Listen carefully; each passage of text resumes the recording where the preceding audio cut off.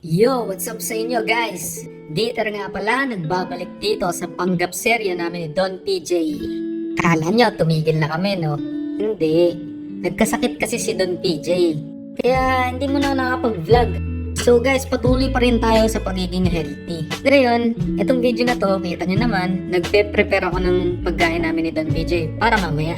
Tapos, pupunta kami ng gym, magkikita lang kami sa gym, mag-exercise kami kasi yun yung tama, yun yung healthy, diba? So guys, kita nyo naman, ito yung pag-prepare ko. Hinihiwa ko siya ng thin cut, tapos wala naman ng masyadong spices dito, wala naman ng masyadong seasoning. So, salt and pepper lang, tapos garlic powder lang yung nalagay ko dito. Simple lang. Ano? Salt, bay, bagay, diba?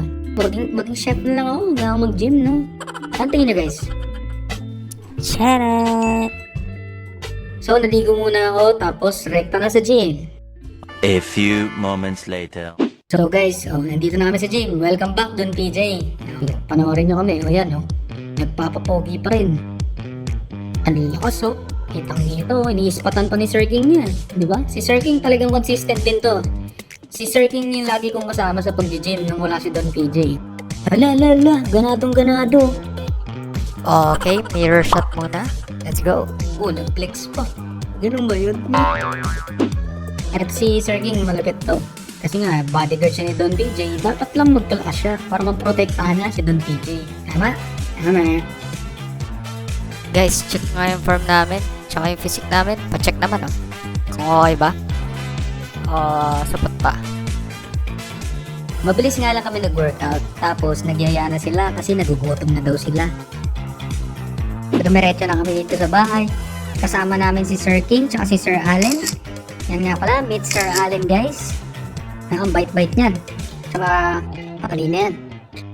Kawawa naman yung mga mukha niya, no? Ang lulungkot, gutom na. Ay, kaluoy. Itong mga anak ko, gutom na. Teka, magluluto mo na si Tay. So, lulutuin ko na yung pinrepare kong chicken breast kanina. Diba? Bago kami mag-gym. So, nakamarinate na rin yan ng medyo matagal. Yung mga flavor niyan, kumapit na dun sa chicken.